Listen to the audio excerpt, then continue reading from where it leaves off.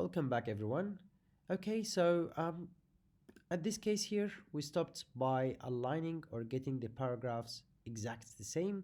Now, paragraph style, we aligned it right and right, and first line indents, we done the 5 millimeter, and now it asked me to add a drop cap to the first letter of the paragraph. So in this case, simply what I can do, I can go to each paragraph, select all by clicking Control A on my keyboard, and now in the paragraph style, right in the top here, I'm just going straight into my drop cap and I'm just gonna use the drop cap.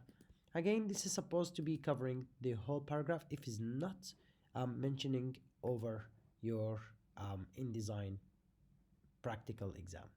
So in this case here, I'm gonna do this for the three of them. So I'm just gonna select the second one as well, Control A, dropping a cap just to fill the whole paragraph, and I'll make sure there are no red crosses when it comes to the paragraph, because if you look here, I don't know if it's visible to you or not, but again I might push this image a little bit down, so in this case I can see if I'm having a red cross here. Yes, I do. So I can actually drag the red cross and just keeping it at the bottom of the paragraph.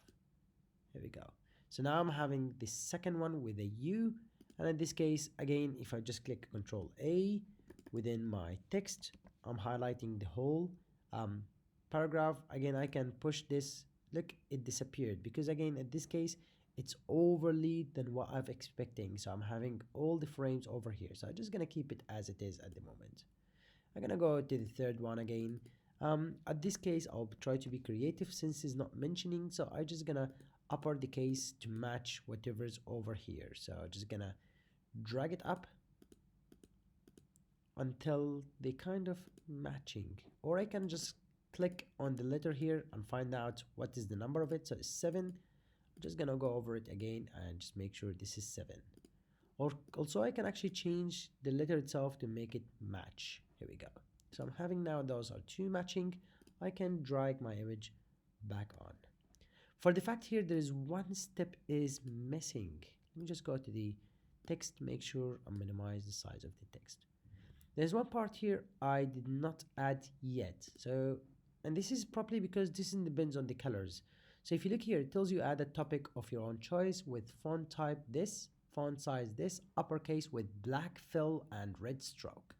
Great. Since it doesn't tell me what red stroke is or what is the size of it, it's fine. I can go to my topic over here, double click, make sure I'm selecting all, Control A on my keyboard, go into my character style, and you're gonna find the fill which is inside the character, the color which is inside the character. So I'm gonna keep it black. But in the stroke here, it told me stroke make it red. So I'm gonna add red here, and you can clearly see how red it looks like. This is too reddish for me. I can actually keep it as red as it is, but I might I'm not gonna tint it at the moment, to be honest. But I'm gonna keep it as it is. If I'm quite happy with it, that's fine for me. Regular, okay, it's all good to me, so I'm fine with this. So this is how it told me to add the topic color. So I make sure I'm giving a little bit spaces between the topic and my image right at the top. So now this is my first page here. It looks great to me. Again, I'm using my own creativity. I could push one image a little bit on the top of another just to give more spacing, but I quite like it while they're both facing each other. Now going to page number 2, I can go to my page all the time, just double click on page number 3 because this is the second page at my scenario. Add 2 large images with a circled frame of your own choice. Great. So what I'm gonna do here, to create a circle frame, you're gonna find down, if you go down within your tools, you'll find here a different frame. So you have here rectangular, you have an ellipse, you have a polygonal. So those 3, you can choose any of them. Since it tells me a circle, so this is not ellipse, so I'm gonna use ellipse at the moment, which is a circle.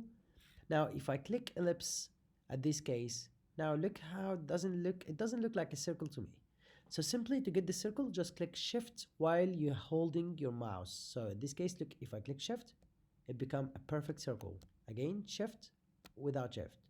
So I'm gonna get the shift here. I'm just gonna maximize this a little bit. And now in this case, we have here a frame. Now, what's meaning of frame? Mean the image will be placed right in the middle.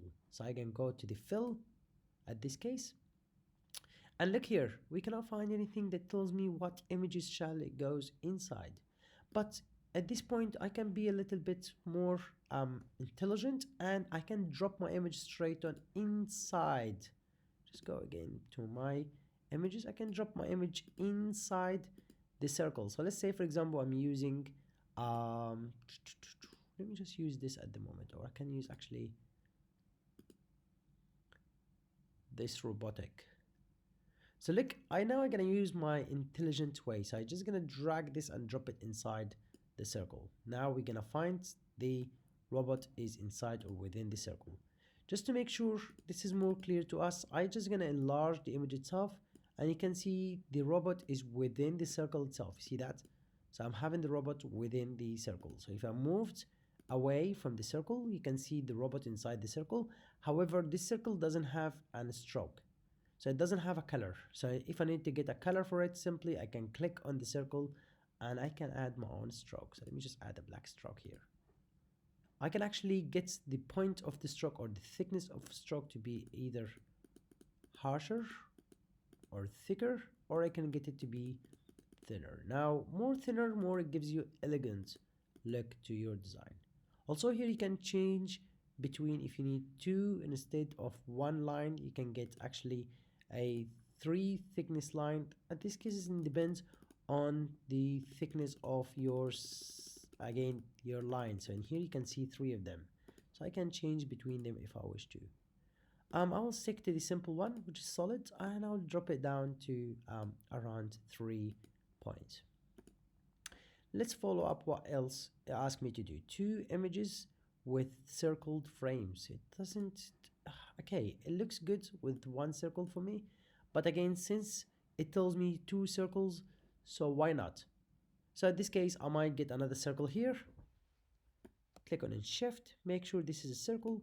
Again, I can enlarge it if I wish to by using my selection tool, enlarge it, and make sure again, when you enlarge it, you're clicking on the shift. So I'm enlarging, click on shift. So in this case, it becomes a proper circle. So I'm just gonna add it here in this column over here. Okay, might be a little bit bigger than I'm expecting, especially when I'm adding the paragraph. So I'm pushing my first circle a little bit up, and I'm pushing my second one a little bit down toward my mid of the page.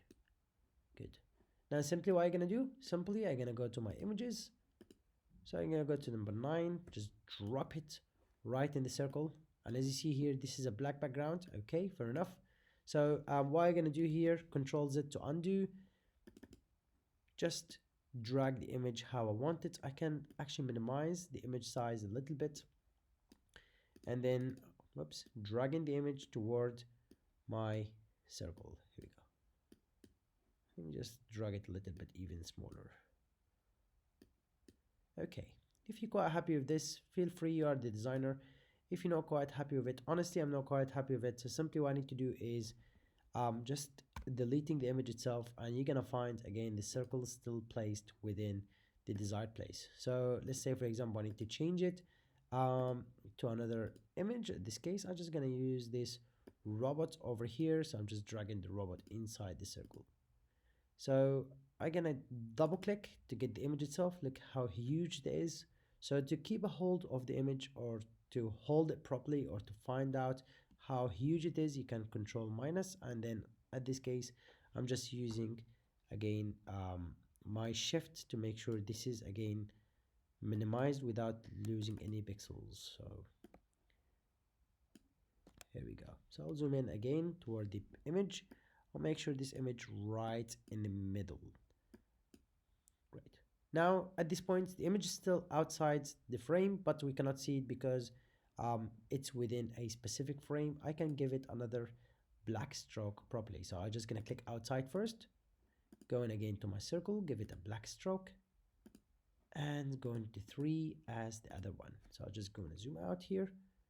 Great, I'm having now the 2 circles as desired, and in this case I'm gonna finalize this design in the next video. See you later.